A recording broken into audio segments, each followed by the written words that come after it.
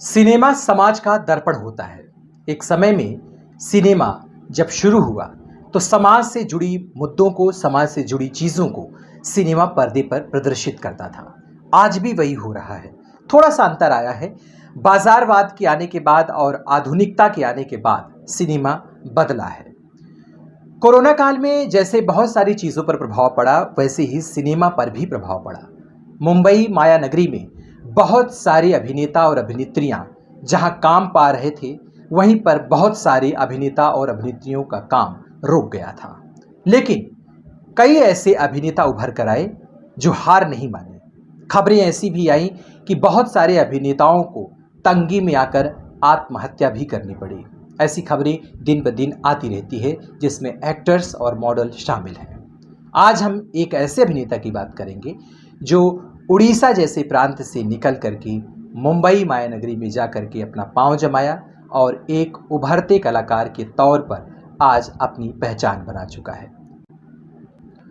आज हम बातचीत करेंगे शेक्सपियर त्रिपाठी से, जानेंगे सिनेमा यानी कि मुंबई माया नगरी में जाने पर उनका सफ़र कैसा रहा और कैसे एक समय में धोनी के साथ दिखने वाला ये अभिनेता इरोटिक फिल्मों का किंग बन गया।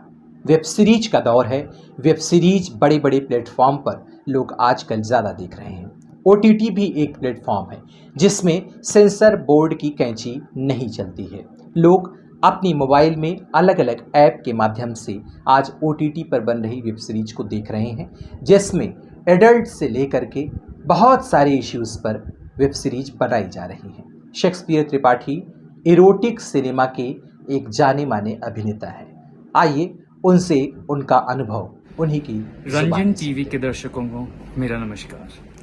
और आज हम बात कर रहे हैं विवेक रंजन के साथ। उड़ीसा में जन्मे शेक्सपियर त्रिपाठी के माता पिता दोनों शिक्षक हैं। शेक्सपियर त्रिपाठी की प्राथमिक शिक्षा भुवनेश्वर में हुई। उसके बाद वो मुंबई निकल गए क्योंकि उनका सपना था एक एक्टर बनने का। लेकिन शेक्सपियर बताते हैं कि यह राह उतनी आसान नहीं थी। जैसा कि कहा जाता है, आज के दौर में बहुत सारे युवाओं के सपना होता है कि वो मुंबई में जा कर के एक्टर बने, मॉडल बने या फिर इंडस्ट्री में किसी न किसी तरीके से वो स्थापित हों। लेकिन यह राह उतनी आसान नहीं होती। अपने सारे इन्हीं अनुभवों के साथ हमें बता रहे हैं शेक्सपियर मैं त्रिपाठी। पैदा हुआ था उड़ीसा में, बरहमपुर में। मेरी स्कूलिंग वहीं से हुई। फिर कॉलेज मैंने भुवनेश्वर से किया। पापा गवर्नमेंट में है, like he is a professor, तो उनका ट्रांसफ़र होता था। और मम्मी मेरी स्कूल टीचर रही है इंग्लिश में। बचपन से ही मुझे एक्टिंग, सिंगिंग, डांसिंग का शौक रहा है। क्रिएटिविटी में, राइटिंग, ऑल दैट। हमारे इंग्लिश मीडियम स्कूल था, कैथलिक मिशनरी स्कूल था, तो उसमें कॉयर ग्रुप था जिसमें हम कैरल सिंगिंग सब मैं करता था। और छोटे छोटे जो कॉम्पिटिशन्स होते थे, प्लेज, स्कूल में, कॉलेज में मुझे बेस्ट एक्टर का अवार्ड भी मिला था, क्लास 12th, जो हम +2 बोलते हैं उड़ीसा में। तो हमेशा से एक्टिंग का मेरा रहा था इंटरेस्ट। फिर मैं मुंबई आया क्योंकि मुझे एक्टर बनना था और मुझे लग रहा था कि I want to go to Bombay. पर मैं Mumbai directly as an actor नहीं आया। मैंने एक जॉब सर्च किया क्योंकि मुझे पता था कि मुंबई में सर्वाइव करना बहुत स्ट्रगल है यहाँ पे, और बहुत महंगी सिटी है। इंडिया का सबसे I think expensive city Mumbai है। तो यहाँ पे रहना, खाना, पीना, और मेरी जो उस टाइम मैं टीनेजर था, 17-18 साल का, तो मैंने अपना सेविंग्स और मैंने देखा और सोचा, तो मुझे एक जॉब मिला कैबिन क्रू में, एयरलाइंस में। तो वो जॉब की सर्विस, फर्स्ट एड और सेफ्टी ट्रेनिंग होती थी। और फिर मुझे नौकरी भी मिल गई after I clear my training. फिर मैं जब फ्लाइट में जॉब कर रहा था, मुझे एक ऑफ़र आया एक ऑडिशन के लिए, एक ऐड के लिए। वो ऐड था MS धोनी के साथ, ग्रेट क्रिकेटर। तो अब क्योंकि हमारा ऐसा रूल था कि अगर हम जॉब कर रहे हैं एयरलाइंस में, तो हम कहीं बाहर फिल्मों में, टेलीविज़न में एक्टिंग अपीयरेंसेस नहीं कर सकते। तो मुझे जॉब छोड़ना पड़ा। मैंने रिज़ाइन किया। फिर मैंने ऑडिशन दी और मेरा सिलेक्शन हो गया। एक अच्छा ब्रांड था चिप्स के लिए, एड फिल्म था और मेरा पहला ऑडिशन और मेरा पहला सिलेक्शन भी हो गया। इसी तरह मैं मॉडलिंग में आ गया। फिर धीरे धीरे मॉडलिंग में मुझे काफ़ी काम मिला। मैंने बहुत सारे एड्स किए, इंडियन, पाकिस्तानी, श्रीलंकन, बांग्लादेशी। उस टाइम पे शूट्स होते थे थाईलैंड में, तो मैंने बहुत सारे बड़े बड़े ब्रांड्स के लिए काम किया, टॉप ब्रांड्स, सब में मैं लीड मॉडल था। ऑडिशंस देता गया, एड्स करता गया। फिर मैंने धीरे धीरे टीवी में आया, मैंने कुछ एपिसोडिक शोज़ किए, मैंने थिएटर प्लेस किए और मैंने एक मूवी भी की और इसी तरह मेरा एक्टिंग जर्नी स्टार्ट हुआ। बड़ी फिल्मों में अपॉर्चुनिटी पाना बहुत मुश्किल है। मैंने हालांकि बहुत ऑडिशंस दिए इस इंडस्ट्री में, आई थिंक अराउंड 1000 ऑडिशंस दिए होंगे एज एन एक्टर। मैंने एक बड़ी फिल्म भी की थी 2018 में, प्रेम चोपड़ा संजय मिश्रा के साथ। मूवी का नाम था शादी अभी बाकी है। उसमें कुछ अच्छे एक्टर्स भी थे। वो एक सेक्स कॉमेडी थी। मेरा एक NRI का कैरेक्टर था। फिल्म छोटे सेंटर्स में बहुत चली थी उस टाइम। बड़ी बड़ी फिल्मों में अपॉर्चुनिटीज़ मिलना थोड़ा मुश्किल होता है, एक्टर्स के लिए जो स्पेशली मुंबई से नहीं हैं, जिनके कॉन्टैक्ट्स नहीं हैं, बैकअप नहीं है, फिल्म बैकग्राउंड नहीं है जैसा कहते हैं। तो ऑडिशंस तो मैंने बहुत दिए थे, बट जैसे मैंने हीरोपंती के लिए ऑडिशन दिया था, मैंने स्टूडेंट ऑफ द ईयर के लिए ऑडिशन दिया था, बट लीड रोल पाना, अच्छा रोल पाना बहुत मुश्किल है। या तो ऐसे रोल्स हमें ऑफर होते हैं जो मुझे करना नहीं होता, जो करना है वो मिलता नहीं। तो वो एक बहुत डिफ़िकल्ट फेज़ था। और टेलीविज़न में भी रोल्स मिलना काफ़ी मुश्किल है। आपको सही कॉन्टैक्ट्स चाहिए, या तो आप किसी को प्रोडक्शन हाउस में जानते हैं। उस तरीके का बहुत स्ट्रगल है। अभी वेब सीरीज़ इंडस्ट्री को अभी बहुत रिस्पेक्ट मिल रहा है, पर जो एडल्ट वेब सीरीज़ बनते हैं उनको एक अलग नज़रों से देखते हैं। उनको एक पता नहीं, मज़ा आता है सबको देखने में। वीडियोस वायरल बहुत करते हैं। मेरे कुछ वीडियोस में 60 मिलियन व्यूज़ हैं, पर रिस्पेक्ट शायद कम देते हैं और हमेशा इसकी बुराई करते हैं, बट देखते तो सब है।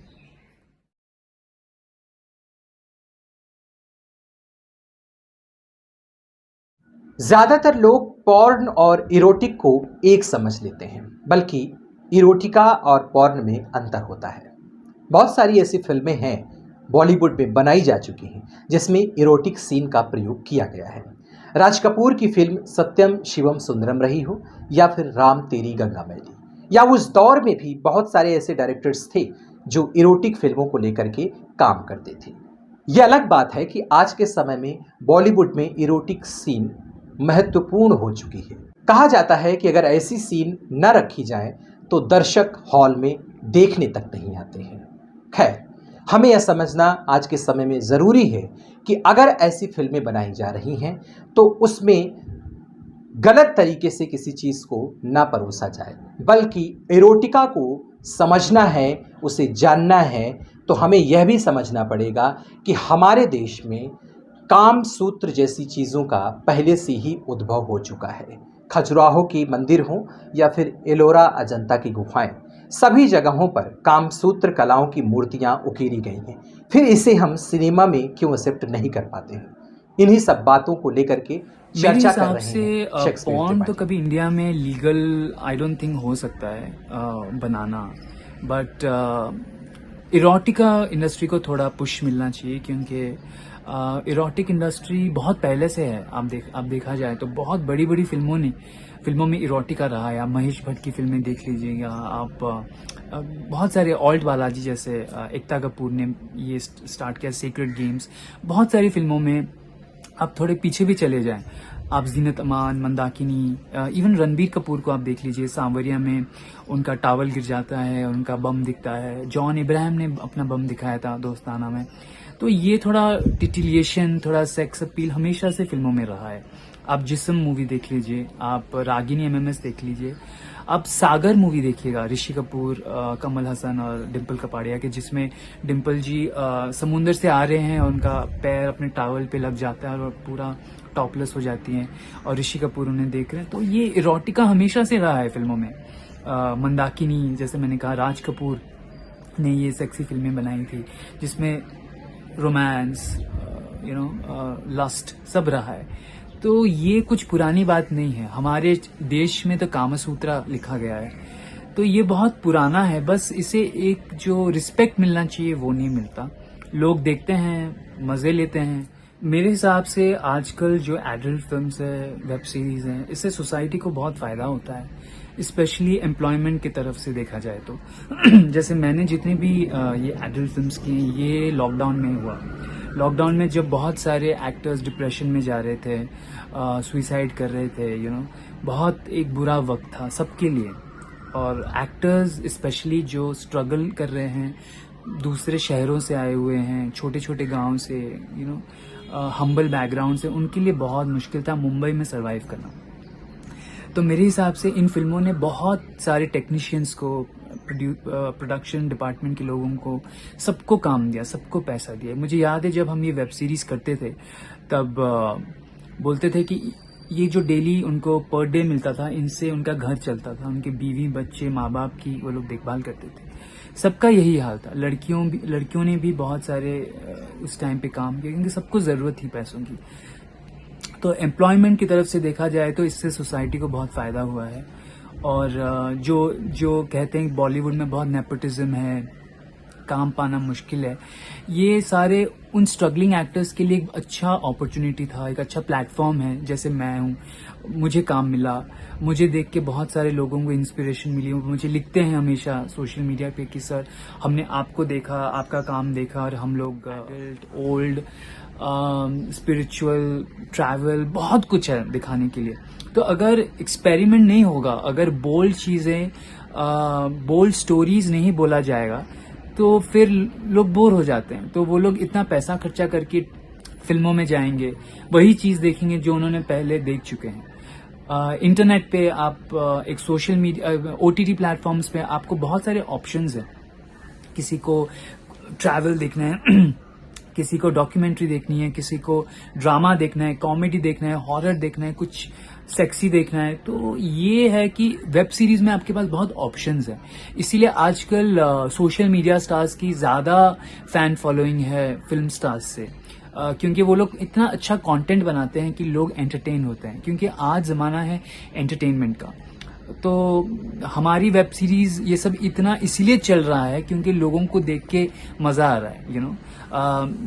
जो चीजें रेगुलरली लोगों के घर में होता है या उन्होंने सुना है, तो वो एक वेब सीरीज में देखते हैं। डायलॉग्स होते हैं, मस्ती होता है, थोड़ा रोमांस होता है, तो इससे लोगों का बहुत फायदा हो रहा है, मजा आ रहा है। तो इसीलिए आजकल मुझे लगता है कि वेब सीरीज ज्यादा पॉपुलर हो रहे हैं, स्पेशली जिसमें थोड़ा अडल्ट कंटेंट है। क्योंकि जैसे नेहा धूपिया ने बहुत पहले ही कहा था, sex and Shahrukh Khan sell in India. तो सेक्स तो सब कुछ, सेक्स चाहिए, किसी को आपकी कॉन्टैक्ट्स चाहिए, किसी को आपकी कंपनी चाहिए, किसी को पैसा चाहिए, तो 100% कोई आपको नहीं देता। तो मुझे लगता था कि मेरे फ्रेंड्स कैसे रिएक्ट करेंगे एंड ऑल, स्पेशली मेरे पेरेंट्स, क्योंकि मेरे फादर एक इंग्लिश प्रोफेसर है और वो grown up adults, like teenagers को पढ़ाते हैं। तो मैं सोचता था, बट वो टाइम ही ऐसा था कि इतना नेगेटिविटी था चारों ओर। तो मैंने सोचा कि चलो करते हैं, बात की बात है, देखेंगे कौन देखेगा। जबकि इसका बहुत असर रहा है मुझ पे। मेरे बहुत सारे फ्रेंड्स ने मुझे अनफ्रेंड किया, मेरे बारे में बहुत बिचिंग की। बट मैंने एक चीज नोटिस किया है कि आपके दोस्त आपको कभी नहीं छोड़ते हैं, आपको वो लोग छोड़ते हैं जो आपको अंडर कवर हेट करते हैं। So you don't lose friends, you lose under cover haters. तो जो लोग मुझे हमेशा से हेट करते थे, उनको शायद एक मौका मिल गया मेरे बारे में उल्टा सीधा बोलने के लिए और गॉसिप करने के लिए। तो मुझे लगता है ठीक है, क्योंकि जब आपको जरूरत है, आपके साथ कोई नहीं है, आप अकेले ही हो। तो ऐसा कभी, जो मेरे खास दोस्त हैं, जो मुझे समझते हैं, वो आज भी मेरे साथ हैं। लड़कियां हैं, लड़के हैं जो मेरे साथ हैं, और सबकी बैकग्राउंड अलग है, सब एक्टर्स नहीं है। मेरे बहुत सारे दोस्त हैं जो जॉब करते हैं, जो अलग इंडस्ट्री से हैं। ये जो इरोटिक फिल्मों में काम करते वक्त मुझे कभी झिझक हुआ, ऑब्वियसली इनिशियली, क्योंकि मैंने बहुत बड़े बड़े एड्स किए थे। बड़े बड़े ब्रांड्स के साथ, मैंने बड़े बड़े एक्टर्स के साथ भी काम किया है, जैसे आसिन, महेंद्र सिंह धोनी, बड़े बड़े सेलिब्रिटीज़ के साथ, बड़े प्रोडक्शन हाउसेस के साथ काम किया था। तो मेरा एड वर्ल्ड में एक नाम था। और मैंने कुछ रियलिटी शोज़ भी किए थे, MTV, चैनल वी, UTV बिंदास के लिए, और मैंने एपिसोडिक्स भी किए थे। इनफैक्ट ये वेब सीरीज़ में आने से पहले मैं जी पे शो कर रहा था, ये तेरी गलियाँ। तो लॉकडाउन चल रहा था, दुनिया जैसे पूरा बंद हो गया था, ऐसा लग रहा था कि दुनिया ख़त्म हो रही है, मतलब और वैसे भी पहले भी फिल्मों में काम मिलना बहुत मुश्किल था, और वो स्ट्रगल कभी ख़त्म नहीं होता था। एक कुछ पार्ट मिल जाता था, फिर एक लंबा गैप, फिर आप ऑडिशन दो, फिर लोगों से मिलो। तो धीरे धीरे ऐसा मतलब जैसे अपना मनोबल टूट जाता है, आपका पेशेंस चला जाता है। और एक बात मुझे लगता है कि इस दुनिया में, स्पेशली मुंबई जैसे शहर में, आपके कोई रियल फ्रेंड्स नहीं होते, सबको आपसे मतलब होता है। मैंने एक चीज़ देखा है कि माँ बाप को छोड़ के इस दुनिया में, सिर्फ माँ बाप को छोड़ के किसी का प्यार पाना, वो टाइम ही ऐसा था कि इतना नेगेटिविटी था चारों ओर। तो मैंने सोचा कि चलो करते हैं, बात की बात है, देखेंगे कौन देखेगा। जबकि इसका बहुत असर रहा है मुझ पे। मेरे बहुत सारे फ्रेंड्स ने मुझे अनफ्रेंड किया, मेरे बारे में बहुत बिचिंग की। बट मैंने एक चीज़ नोटिस किया है कि आपके दोस्त आपको कभी नहीं छोड़ते, आपको वो लोग छोड़ते हैं जो आपको अंडर कवर हेट करते हैं। So you don't lose friends, you lose under cover haters. तो जो लोग मुझे हमेशा से हेट करते थे, उनको शायद एक मौका मिल गया मेरे बारे में उल्टा सीधा बोलने के लिए और गॉसिप करने के लिए। तो मुझे लगता है ठीक है, क्योंकि जब आपको ज़रूरत है, आपके साथ कोई नहीं है, आप अकेले ही हो। तो ऐसा कभी, जो मेरे खास दोस्त हैं, जो मुझे समझते हैं, वो आज भी मेरे साथ हैं। लड़कियां हैं, लड़के हैं जो मेरे साथ हैं, और सबकी बैकग्राउंड अलग है, सब एक्टर्स नहीं है। मेरे बहुत सारे दोस्त हैं जो जॉब करते हैं, जो अलग इंडस्ट्री से हैं, पर वो समझते हैं, वो जज नहीं करते, क्योंकि वो इंसान को पहचानते हैं, सिर्फ एक इमेज या पर्सनालिटी को नहीं। तो उस हिसाब से मैं काफ़ी लकी रहा हूँ। और जो लोग चले गए मेरे लाइफ से, अच्छा ही हुआ है। मुझे पता चल गया कि मेरे रियल फ्रेंड्स कौन हैं और कौन दिखावा करते हैं।